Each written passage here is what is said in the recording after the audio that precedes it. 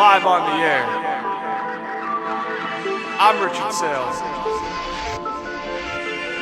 This is wild.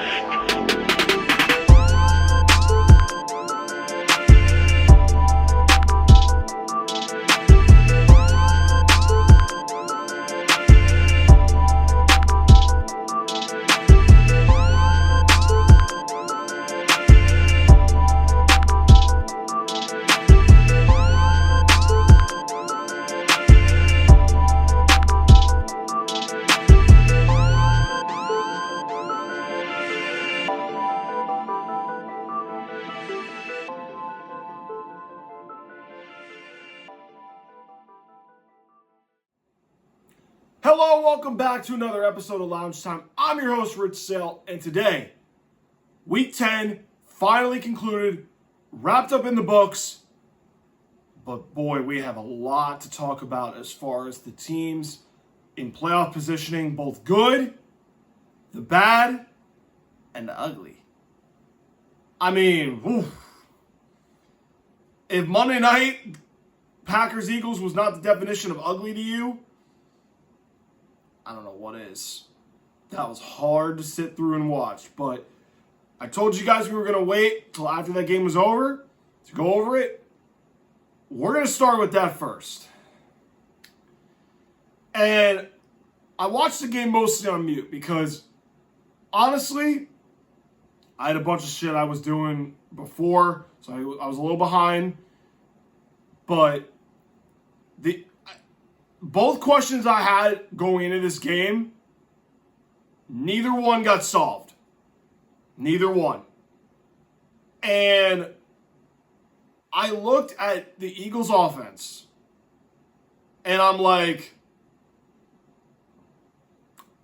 I guess nothing got solved during the bye week. Because they had a run here and there with Barkley. And then all of a sudden, fourth quarter, they drew up one concept that finally broke through and opened it up. It was that cross-post combination. A.J. Brown on the crosser, Devontae on the post, and Hurts actually threw the one accurate ball that he needed to throw to win the game. But what pained me was Jalen Phillips, the one guy I wanted the Patriots to get, he balled out for the Eagles. He really did. So I think the Eagles defense, 100% legit. They could stop the passing game very well, but I don't know if it's really all that great on their defense yet. Their running game did struggle a little bit with Jacobs. Jacobs did get by for a couple 5, 6, 7, 8-yard runs.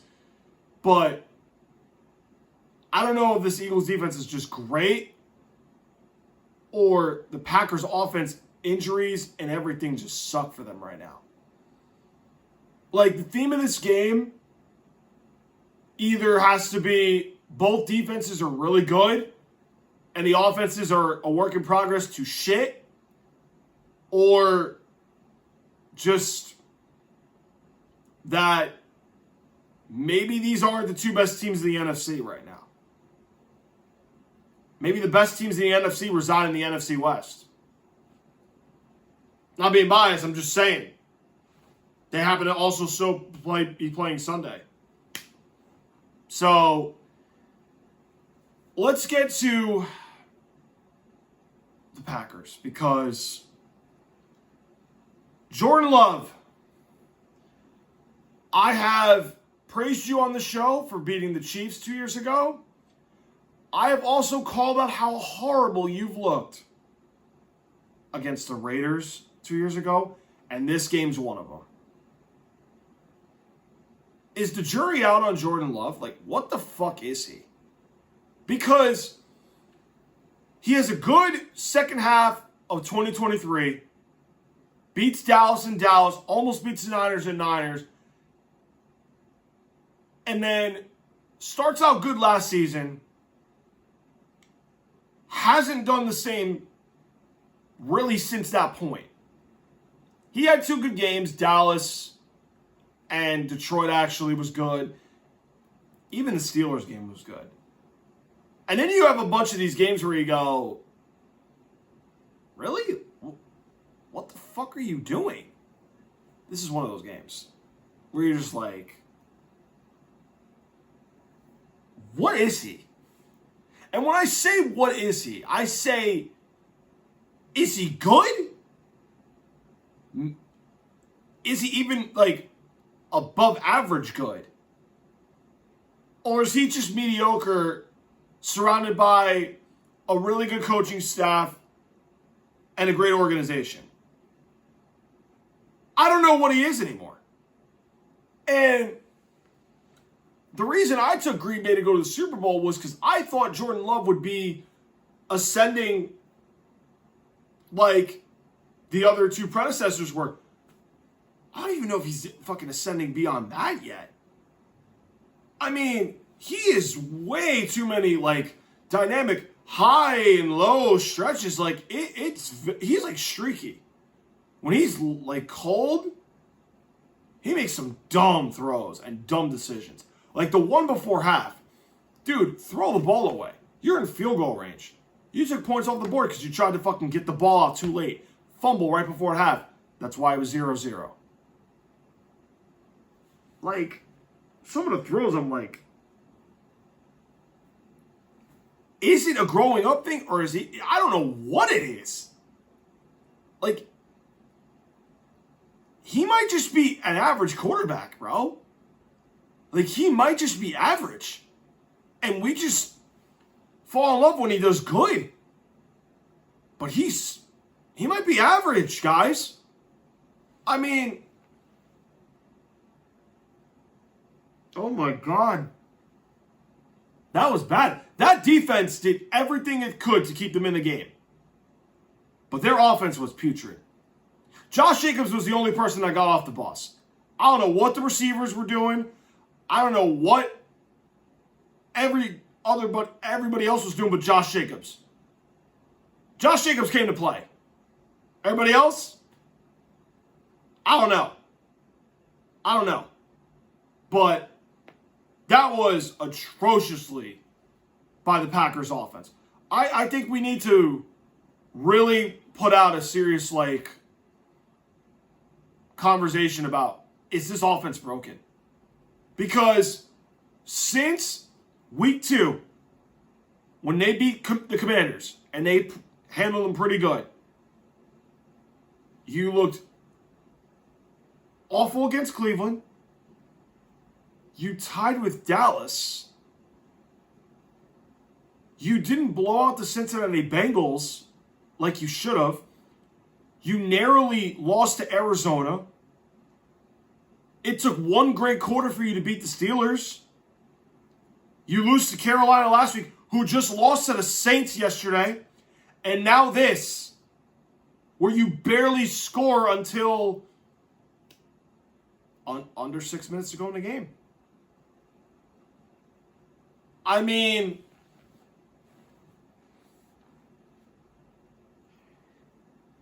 I don't know what to make of Jordan Love. I don't know what he is. I do not know what he is. I feel like, again, I trusted this offense because the young receivers went healthy. I thought they would use Matthew Golden as more a vertical threat. He did not play tonight. Tucker Kraft, done for the year. Big injury. You saw it tonight. I think the injuries now are mounting up in Green Bay, and it's really, really bad. They might be in serious trouble come playoff time. They might be in trouble. Because the defense we know is legit. Offensively, it might be like last year. If not worse. I mean, Golden I expect to come back. Jaden Reed's supposed to come back. But, these guys can't separate. These guys can't even help them out. I mean, it's Josh Jacobs or bust. I mean, oh my God. I can't believe I had to sit through and watch this game. But anyway, sorry guys, I'm not so positive. I was dealing with congestion the last couple of days, and it's late at night, and I'm trying not to lose my voice right now. But I can't get over how shit that game was, man. I mean, oh my God, that was horrible. Let's get to another 10-7 primetime game briefly. And this is going to involve an AFC team now. Are the Broncos broken? And yes, I'm starting the show with both teams 8-2. Well, the Eagles are 7-2. They have their bye week. But Denver's 8-2 now.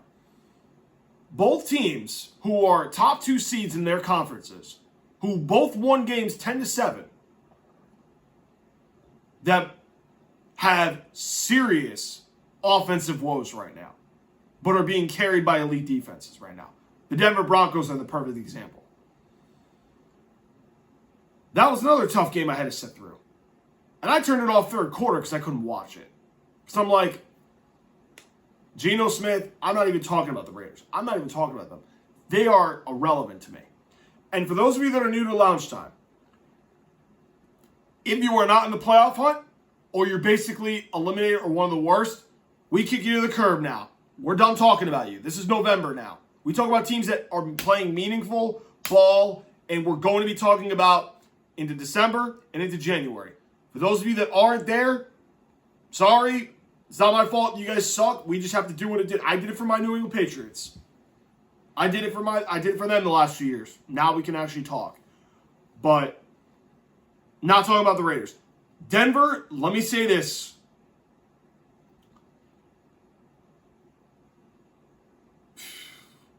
Bo Nix, who are these people outside of Aqib Talib from the Arena Gridiron that kept saying that Bo Nix is better than Drake May? Please tell me who these people are. Because this guy right here,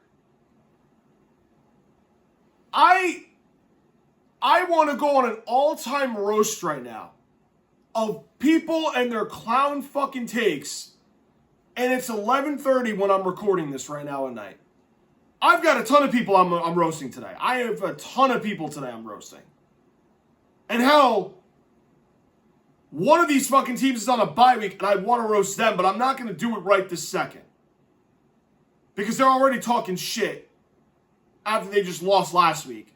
And they apparently came out of their fucking caves in the bye week. But this I want to start with first. Who other than Aqib Talib is saying Bo Nix is the best quarterback in his own draft class? Have you watched this offense? Did you watch Thursday? I did. Oh my God. I know it was 20-mile-an-hour winds. But what the fuck was that performance against the Raiders? The Raiders. I mean, I told you guys Bo Nix was basically a more mobile Alex Smith. And if I didn't say it, this is the first time I'm saying it. This dude doesn't throw anything beyond 2 yards of the line of scrimmage. He does not. He'll throw a deep shot here and there, but that's what Sean Payton's offense is designed to do. It's a vertically challenging offense where they can challenge you vertically and stress the deep part of the field. Well, you have Marvin Mims. These wide receivers, do you guys see why I said they were a loser at the trade deadline? I guess no one pays attention to my analysis as far as like me saying what I'm seeing. Their receiving core, even, and I had Vin on last Tuesday, they're a B-tier receiver group at best. At best. It's J.K. Dobbins, R.J. Harvey that can run the ball. Ingram's an okay tight end. Their offensive line's good. Their receivers are just all right. I said they needed a number one. And I'm not saying Jacoby Myers was going to be the answer. It would have helped a little bit.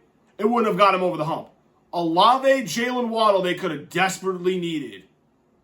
Especially who they got to play Sunday. Oh my God. Bo Nix. I don't think he's a bum. I don't think that. I will say this. Bo Nix and Drake May, they're playing on two different levels right now. And I know people are going to say, well, Bo Nix is winning, Rich. Are the Broncos winning because of him? Yes or no? Because my answer to that is hell to the absolute no.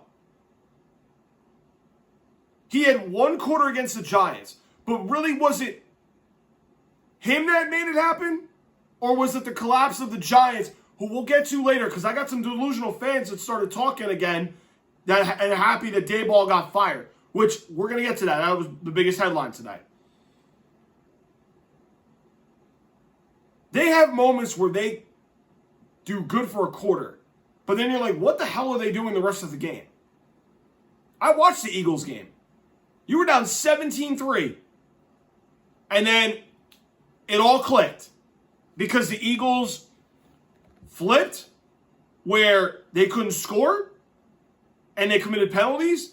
And then Denver had a couple throws that Knicks actually made beyond 2 yards of the line of scrimmage that were open. And then he looks good against the Cowboys, who make everybody look good. But then they look shit against the Jets. The Jets. Like, what? You look awful for 3 quarters against the Giants, yet and then you score 33. Do you see what this team is? Now, let me be very clear. I am not concerned with Sean Payton. I think Sean Payton's trying to protect Bo Nix from himself. Because this is passer rating down.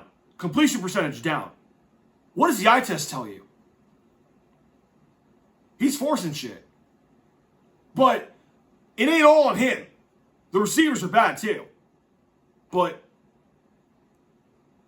these idiots, I'm going to call them Twitter trolls, the no-lives behind a computer or an iPhone. And not all of you are like that. I'm saying some of you are fans, but I'm saying these stupid people that like to type up a take and shit. Do not compare Drake May and Bo Nix right now. Do not. One's actually lifting his team to wins. The other is being a game manager at this point in his career. One ceiling is ridiculously high. The other one is ridiculously middle to low ceiling. I mean, I might even compare Bo Nix, honestly, to Mac Jones in some ways. Except Sean Payton is just trying to see what he can do. That's what I think. Bo Nix is basically a mix of Alex Smith and Mac Jones. That's what he is. Accurate like Mac Jones, check down Merchant, and a little more mobile than Alex Smith, but basically those combinations. Bo Nix is basically Alex Smith and Mac Jones. Had a son. Well, that's him. That's him. But he's just an average quarterback that has to be a game manager. I look stupid for taking the Broncos to make the Super Bowl last week because of that game on Thursday. That defense is legit. That offensive line is really good. But if you need Bo Nix to win a game in the playoffs against a really top-of-the-crop team, I don't see that at all. I don't see that at all. I don't. He has to be a game manager for them to win. He has to not ruin the game. And I know that Denver's winning. I don't know if you're going to pull that off against Kansas City. I don't know if you are. And I don't care what somebody says to me. He's probably going to call me tomorrow and be like, what the hell are you saying? No, I'm standing business on this. You are not going to be able to pull what you're pulling right now against Kansas City. I'm telling you right now, it's not going to happen. Even though they're 5-4 and the bandwagons are still talking shit, I'm getting to them in a moment. This offense needs to figure out what it is. And Dan Orlovsky, Sean Payton ain't fucking listening to you on how to fix this. Stop. He's not listening to you, Dan Orlovsky. You're a clown. We all know this. Okay? Dude wants to flex the second he's right. Reminds me of somebody else I know, which I'm going to get to him. I'm going to get to him later. Because I had him on early in the year, and he knows who he is. Don't think I know.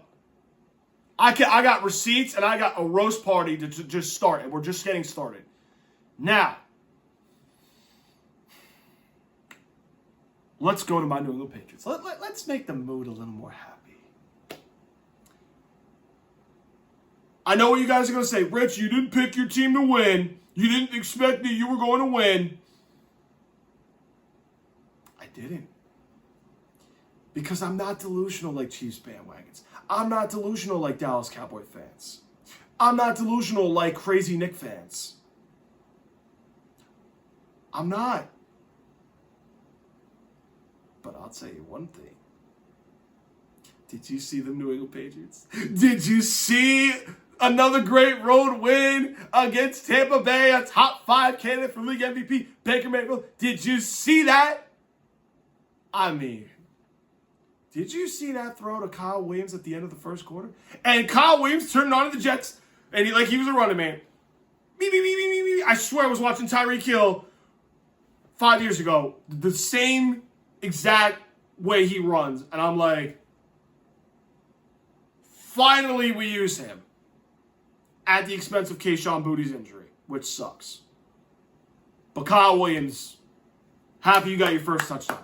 Also, let's shout out another rookie. Travion Henderson had not one, but 2 long touchdowns. And he was looking over at the coach, just like, are you sure it's okay to score? Are you sure it's okay? Can I score? And Vrabel's like, fucking score. I'm like, okay. I like that. So, the rookies showed out and scored. But how about this, guys? Chips on the table, balls at the center of the table, 4th and goal at the 2, and Mike Vrabel says, fuck kicking field goals. We're going for 6. I got faith in 10 to go do this. What does Drake May do? Same little stack concept on the left, digs motions to the left, hits him on a corner. May touch that ball beautifully. Touch that ball right to Drake May. Oh my God. You couldn't have put it any better. I'm like, oh my God. Gave New England a 14-10 lead at the half. 2 touchdowns to end the first and the second quarter. And that was a big play in the game. So I'm going to try to get the update here. I had to tuck it in here, but Superman came to save the day. 7 straight wins. New England stand up. Yes, he did. He did it again. And guess what? Do you remember that story I told you? And this is a true story. Before the Bills game, I got Drake May at 75-1, plus 7,500 to win league MVP before the Bills game. Do you know who the front runner for league MVP is right now? That would be Drake May. Slight favorite over Matthew Stafford. We're going to get to Matthew Stafford. He is having another awesome season. I mean, god damn. But Drake May is the slight front runner for league MVP. And let me tell you something right now.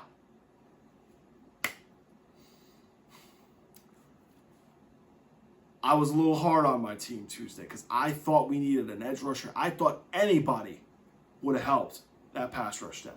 They showed out on Sunday. They did. I was hard on them for not landing an edge rusher.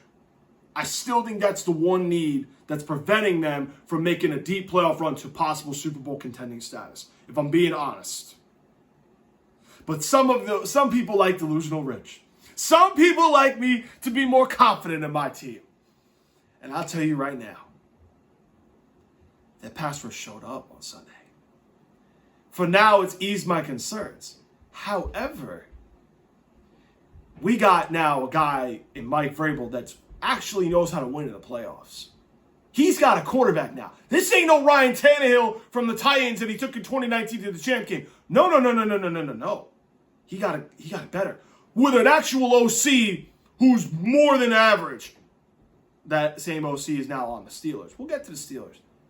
We got a real OC with a real quarterback now to help Vrabel. And Vrabel got the defense cooking. So, does that mean the New England Patriots are legit Super Bowl contender, Rich? You know what I'm going to say? Before I answer that question, let me apologize to you guys for being absolutely a little too harsh on my team. I am passionate. I want to see this team do better. Okay? I know we're rolling. I know we got 7 straight wins. I just wanted to see them upgrade this team because I know we've got a really nice thing going. I figured it out after a day, and I was like, you know what? I understood it now. They weren't going to make any over crazy trades. They weren't going to do anything crazy. I understood that. They weren't going to make any big trades. They checked in on Jalen Phillips, but we knew Miami was never going to trade into a division rival. The Titans, once I heard the owner wouldn't want to trade with us because of their checkered past of how Vrabel parted ways with them, I had and I'm not religious when I say this, I'm just saying this as a joke. I had to come to Jesus moment where I was like, you know what? I was wrong. I was too harsh on my team for not making a move. I drank the Kool-Aid. They are technically still a loser. I just thought because of what was available, they could have got it, but they didn't. But I understand now why they didn't. They have a good thing going. I was wrong there. So I had to come to Jesus moment with myself of saying, you know what, I was wrong. I was too hard on this team. Now let's get to the real answer to the question y'all want to know.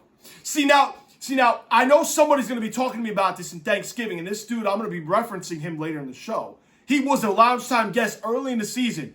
Okay, and this is not the beginning. This is just the beginning for him. I'm roasting him with another game later. He's going to talk to me on Thanksgiving about this. But I'm going to beat him to the punch. The New England Patriots are absolutely contenders for the Super Bowl. I have to see 2 games to really up my chances. But they are a viable contender. They absolutely are. Because here's what I would say to you. Are we sold on Buffalo Bills' Super Bowl window? We'll get to Buffalo with Miami in a little bit. Are we sold on their window with how they've looked lately? Are you that confident that the Chiefs are just going to figure everything out with this particular group? I don't know if they are. And I'm betting against that team. Yes, I am. You bandwagons. I'm going to get to that fucking little delusional shit who just won't shut up. The Colts barely beat Atlanta. Barely beat Atlanta. Daniel Jones ain't the reason why they're winning. That's Jonathan Taylor. And then the Chargers, who beat up on a shit Steeler team, you still sold on them without their top 2 tackles? I'm not. And the Ravens, yeah, they get some things fixed. We know what Lamar Jackson is in the playoffs. So absolutely, the New England Patriots are Super Bowl contenders. But let me say this to you. That AFC number 1 seed is definitely possible. It is definitely possible. 13-4 is on the table. That 1 seed is on the table. And let me tell you right now, I might be betting against Vegas for this. Vegas might be betting against me. I don't give a fuck. I think if Drake May were to go 13-4 with the 1 seed in the AFC, that would include winning the AFC East, and he continues to put up this stat line that he's putting up right now. And I know yesterday he didn't have the 100+ passer rating. It was his lowest completion percentage since week 1.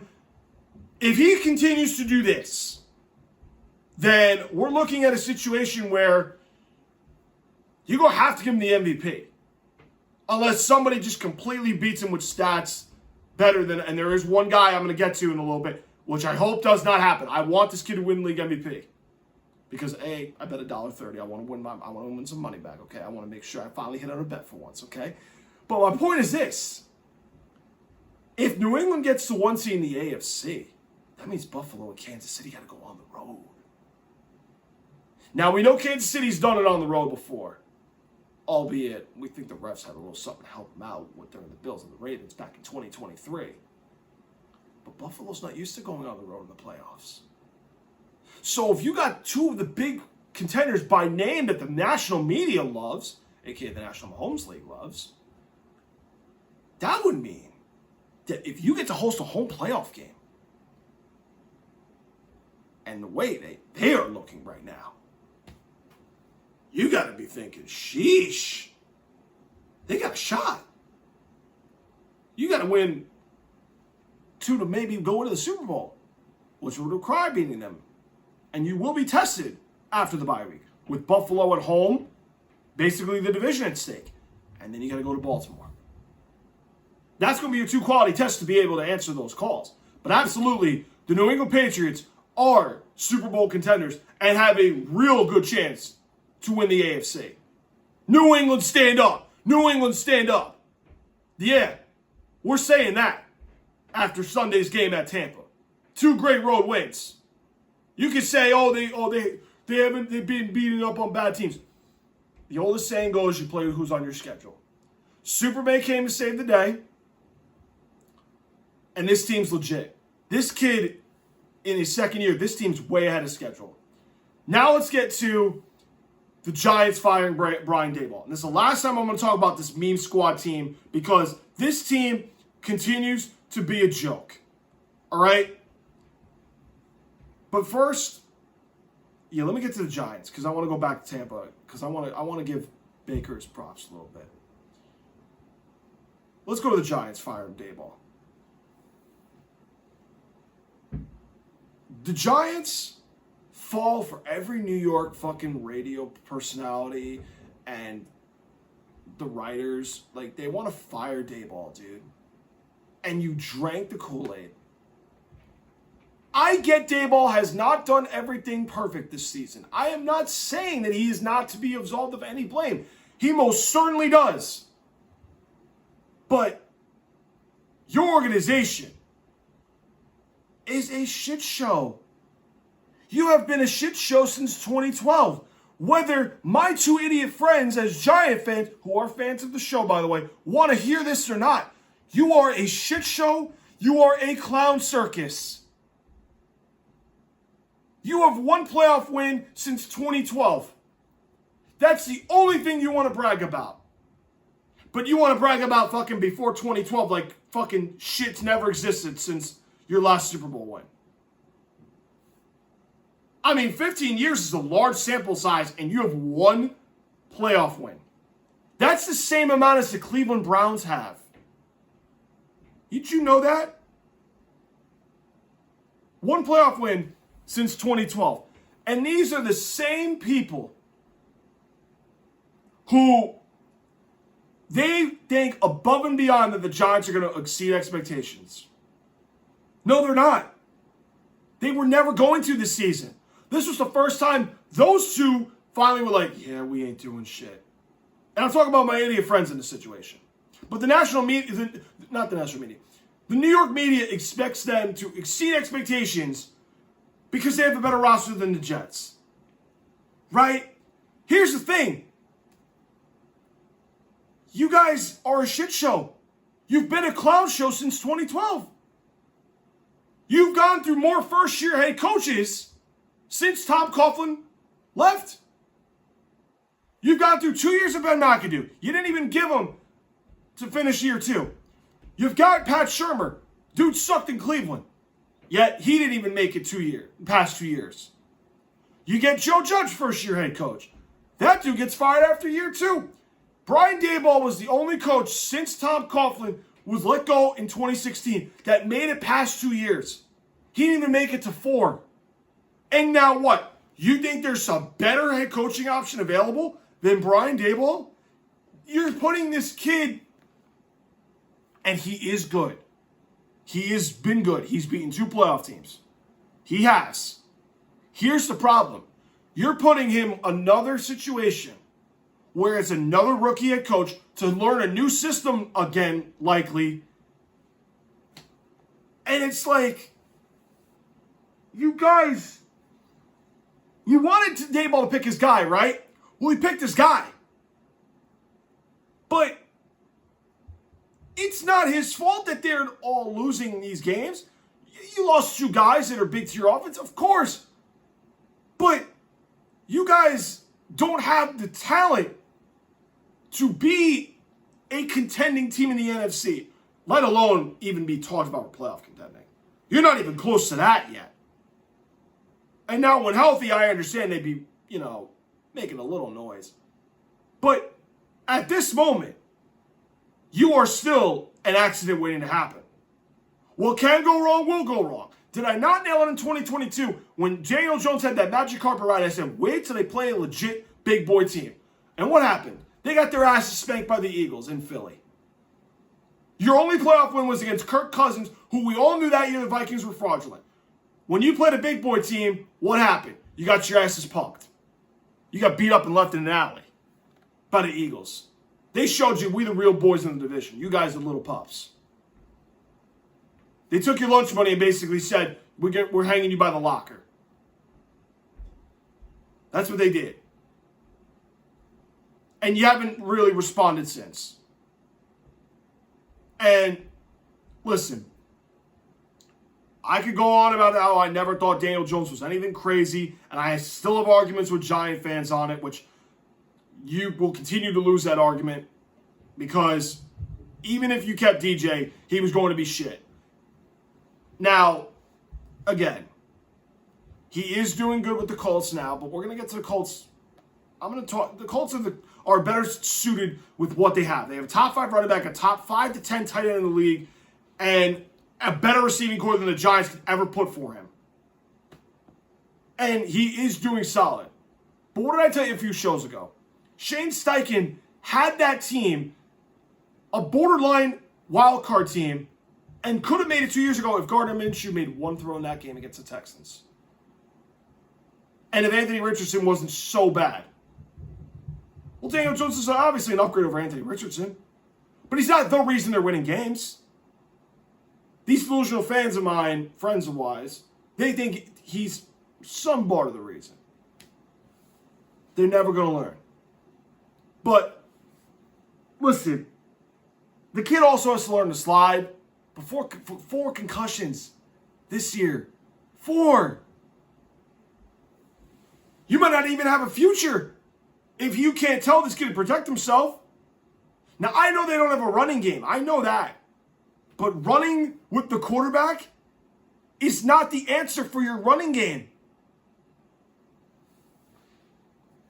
The Giants will continue to be an accident waiting to happen.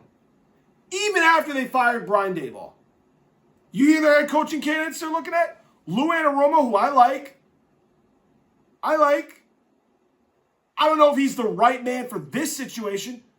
Steve Spagnuolo, he does deserve a second chance. But is he the right fix for this situation?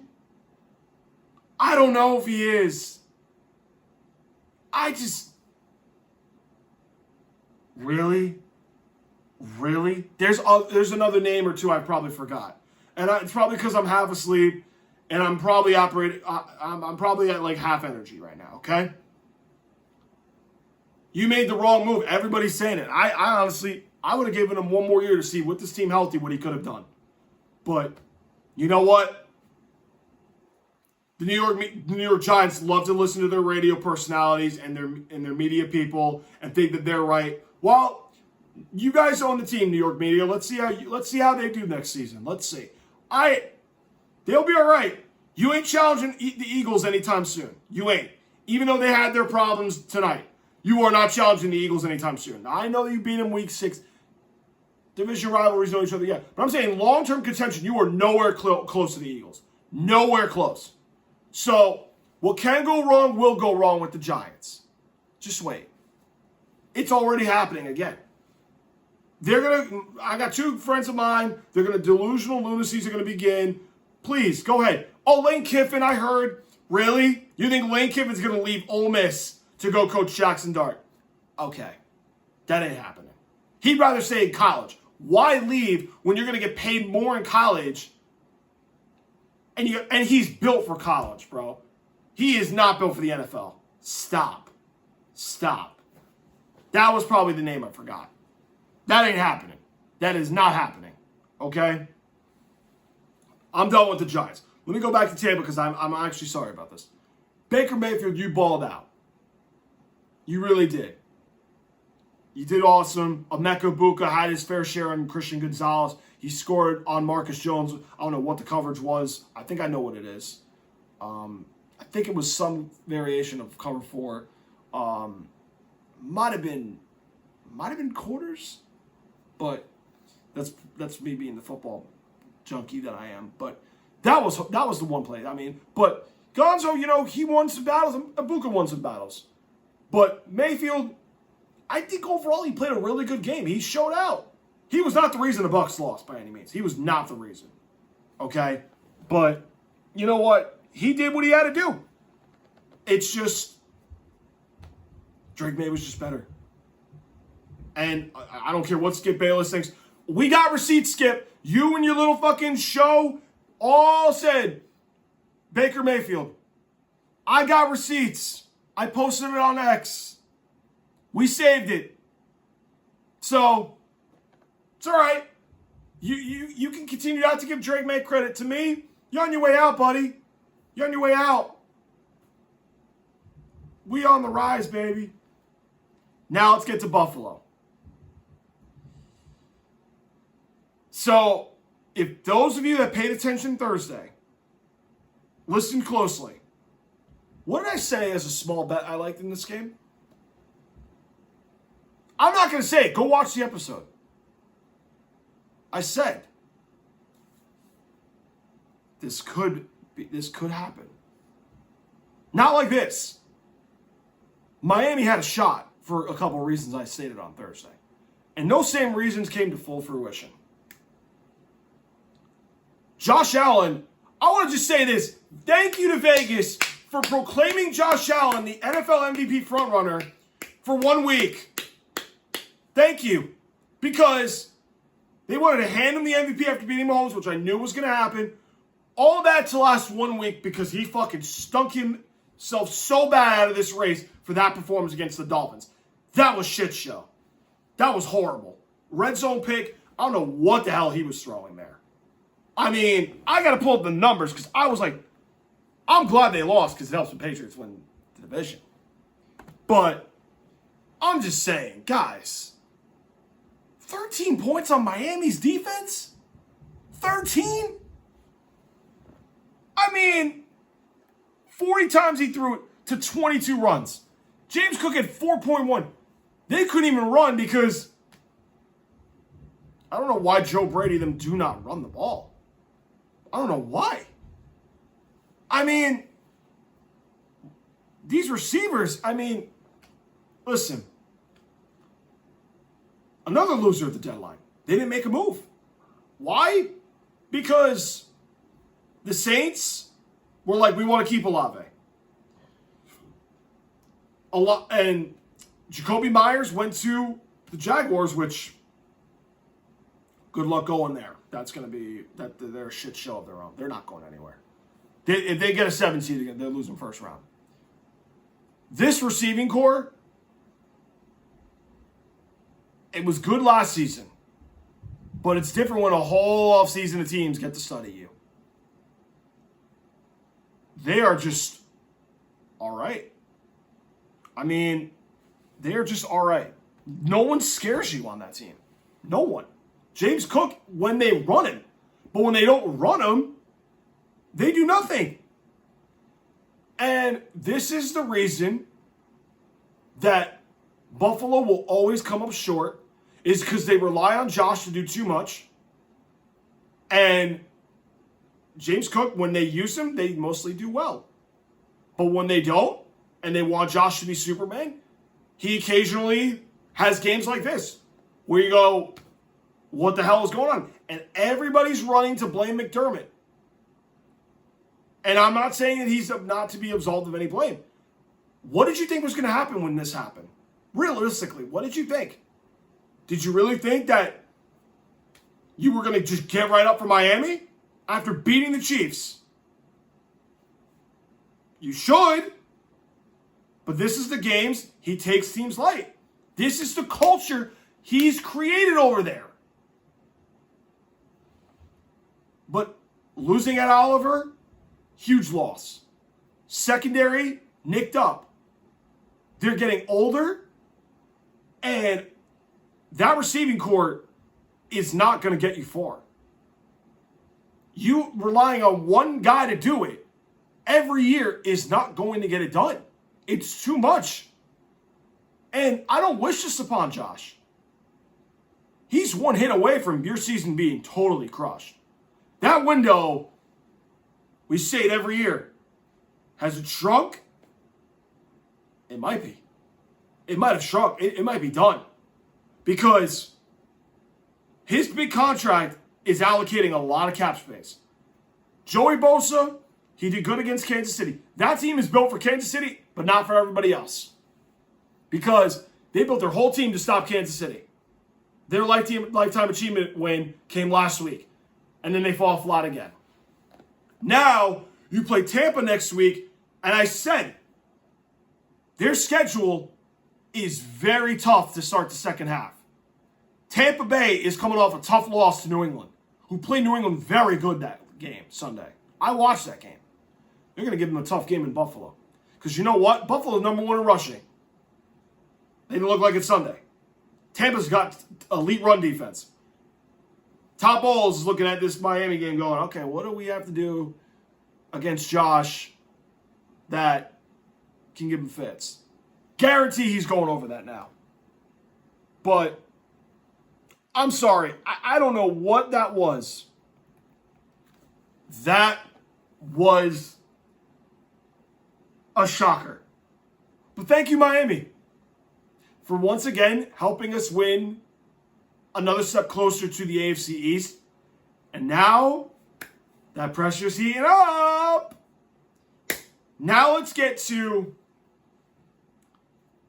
This is the game I want to touch. Because I'm going to go on the Rams briefly, and that's how we'll end the show today. Steelers-Chargers.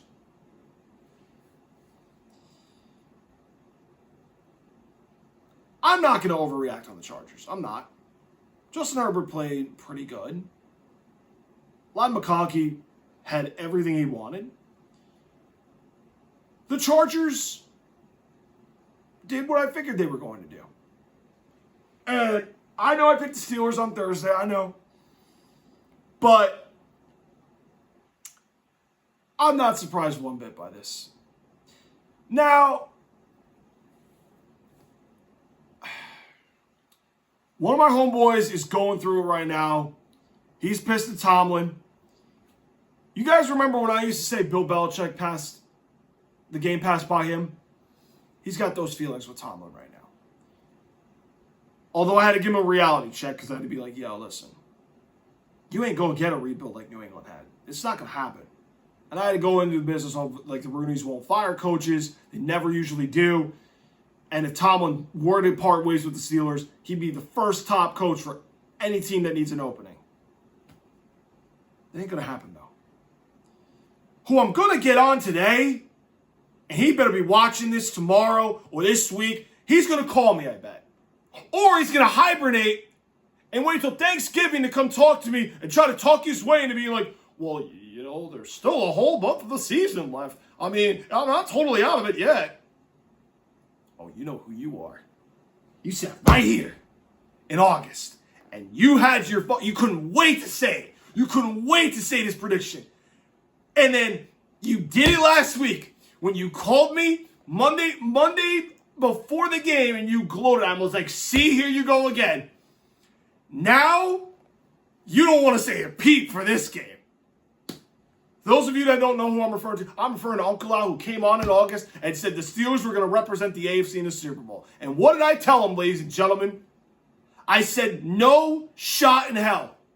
You're not going there with a 41-year-old Aaron Rodgers. That team is old. I saw it with my own two eyes against the Ravens in the playoffs. Derrick Henry and Lamar say, all right, catch us. We're going to run right through you. You can't tackle us. You're too slow. Injuries galore. TJ Watt's been a shell of himself since he got the contract. Darius Slay got hurt last night. And Arthur Smith, he's an average offensive coordinator at best. He will never elevate that team to be an eye-popping, oh my God, we look great on offense. Nope.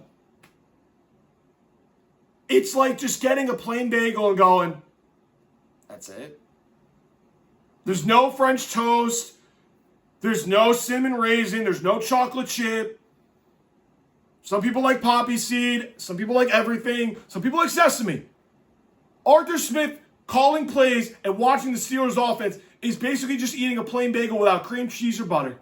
That's basically what it is. That's the team you picked to go to the Super Bowl? He gonna call me this week and try to talk his way out of it. No, not in this show.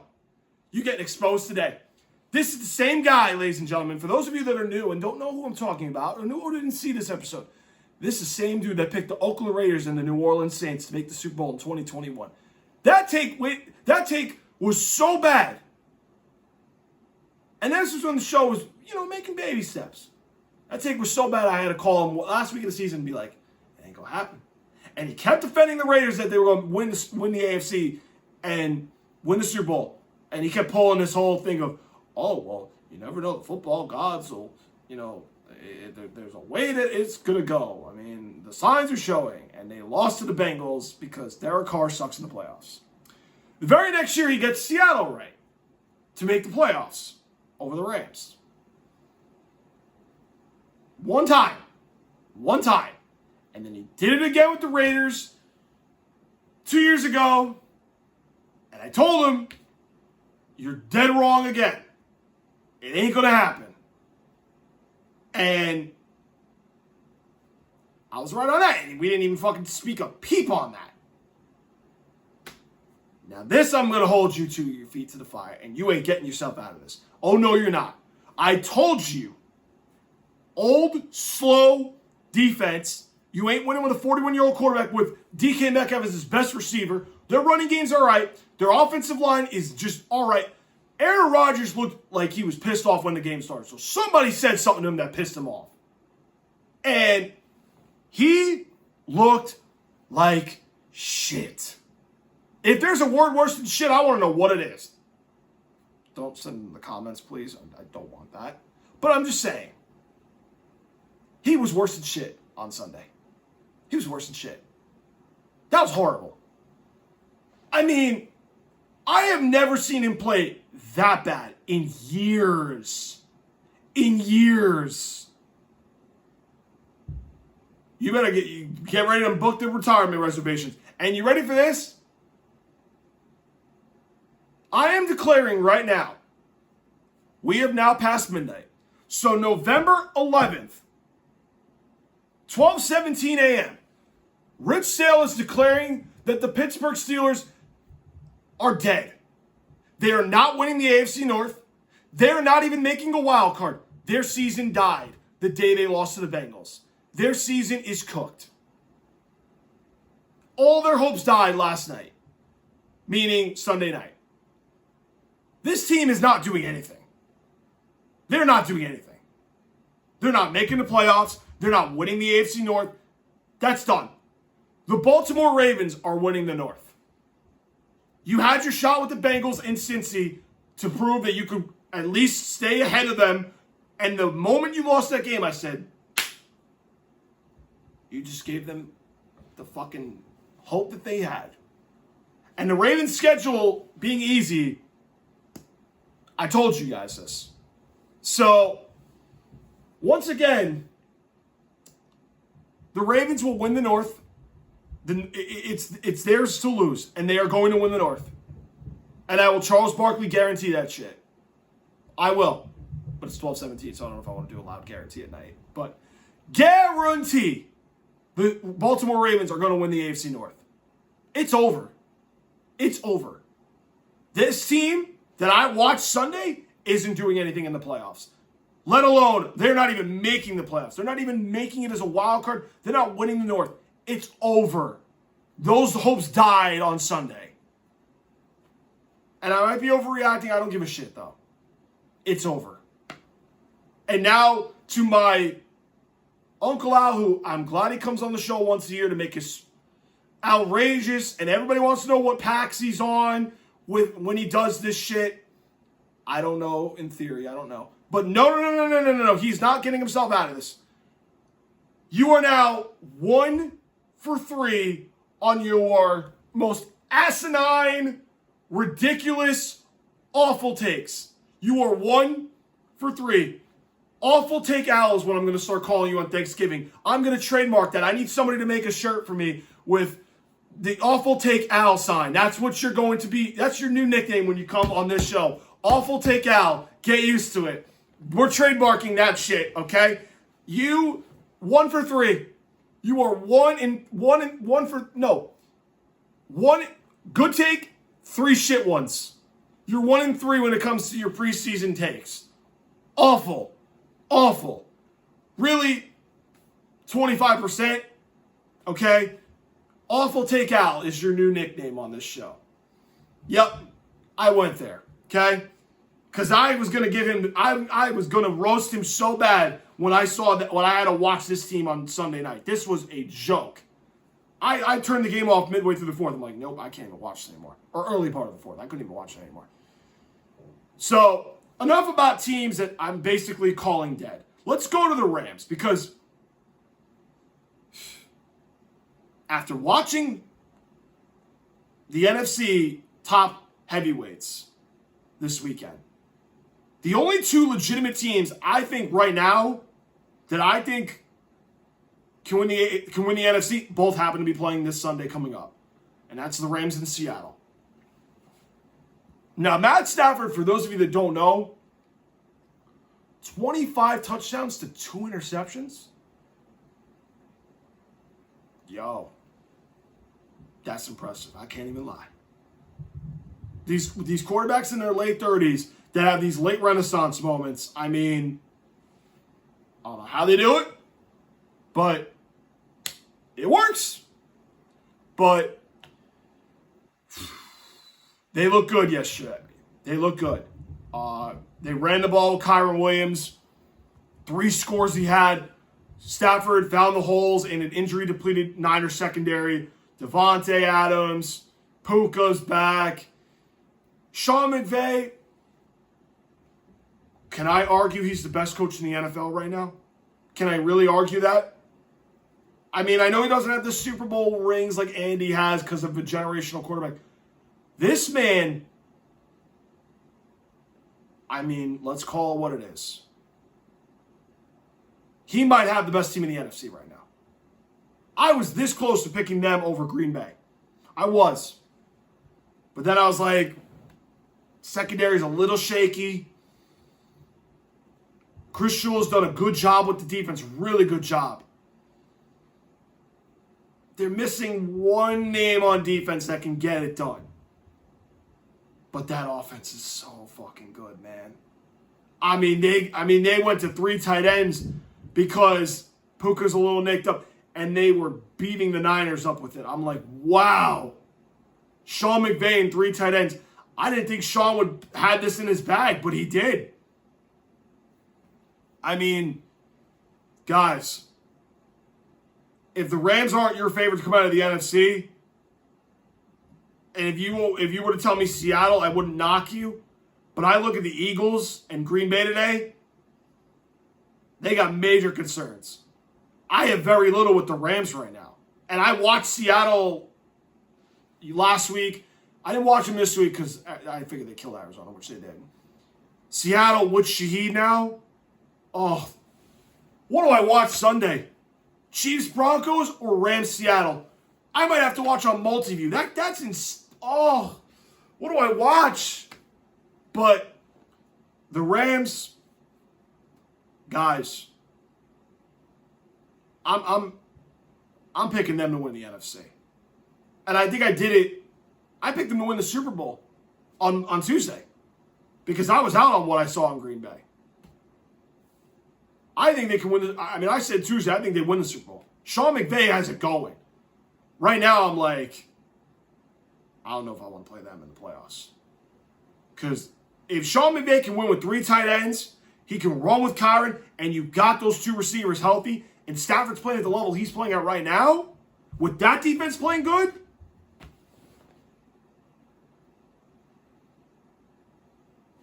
I don't know if I want to play them in the playoffs. I'm just saying, they nearly beat the Eagles last year. They were 1 play away from it.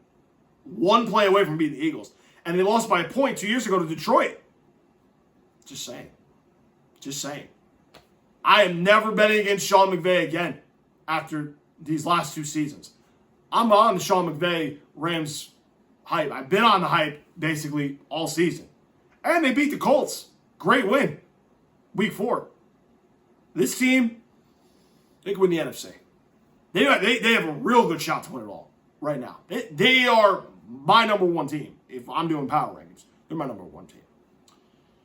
Anyway, guys, back to the analysis this week. I'm glad you guys sat through it. I didn't really want to go through too much. It's basically my, I guess you can call it the Hot Take Tuesday since we're kind of doing this Tuesday at midnight. But hope you guys enjoyed the episode. Make sure you guys hit that like button, hit that subscribe button, hit the notification bell, hit that subscribe button so that way you guys can help grow this channel. We're only going up from here. We are now past mid-season point. We will have more guests later this year. If I can clear this little congestion and my voice doesn't sound like it's going to go. We will have more guests. So that will be a thing you guys will want to tune in for. You can also follow us on Rumble. We're growing on Rumble. We're getting some subscribers over there. So those of you that are subscribing from Rumble and they're being new and introduced to the show, thank you for joining the Lounge Time family. We hope that you guys continue to stay with us this season. We're looking to grow, and thank you guys for helping us grow. You can also follow me at LoungeTimePod on X. If you tweet at me because you have a question that you want me to answer on the show, I have no problem doing it. I'll answer it. So, guys, thank you so much for tuning to Lounge Time. Hope you guys enjoyed the episode, and I will see you guys on Thursday where we go over NFL Week 11 and College Football Week 12. We got a great football weekend, everybody. But until then, I will see you guys on Thursday.